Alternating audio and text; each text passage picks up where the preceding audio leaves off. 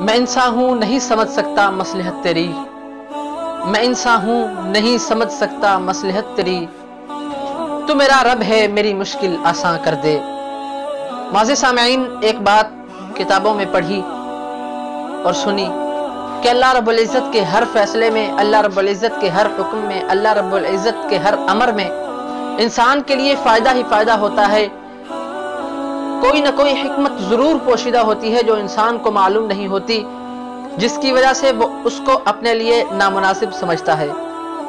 کچھ اسی طرح ہوا کچھ دنوں سے جو پوری دنیا پر کرونا وائرس کا حملہ ہوا، دنیا لاک ڈاؤن ہو گئی۔ سوچنے لگا کہ ضرور بھی ضرور اس میں بھی اللہ رب العزت کی کوئی حکمت ہے۔ سوچتے سوچتے کچھ معلوم نہ ہوا۔ بالآخر جب نیوز سن رہا تھا تو آخری نیوز سنی، سائنسدان بتا رہے تھے کہ اوزون تہ جو آسمان پر موجود ہے، جو سورج سے آنے والی انسان کے لیے خطرناک شعاعوں کو روکتی ہے اور اس کو زمین پر آنے سے منع کرتی ہے، وہ شعاعیں زمین پر نہیں آ سکتی۔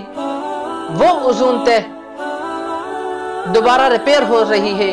سائنسدان بتا رہے تھے کہ یہ صرف اس وجہ سے ہوا کہ پوری دنیا کی آلودگی پیدا کرنے والے سورسز جو اسباب تھے وہ سب ختم ہو رہے ہیں، بند ہو چکے ہیں۔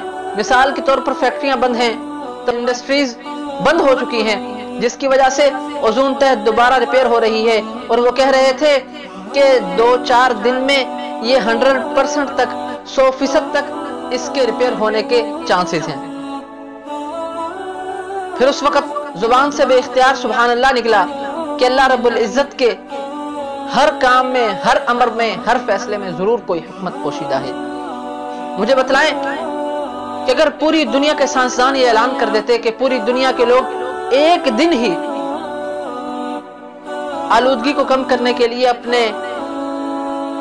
آلودگی پیدا کرنے والے سورسز کو بند کریں، فیکٹریاں بند کریں اور انڈسٹریز بند کریں، کسی نے نہیں ماننی تھی۔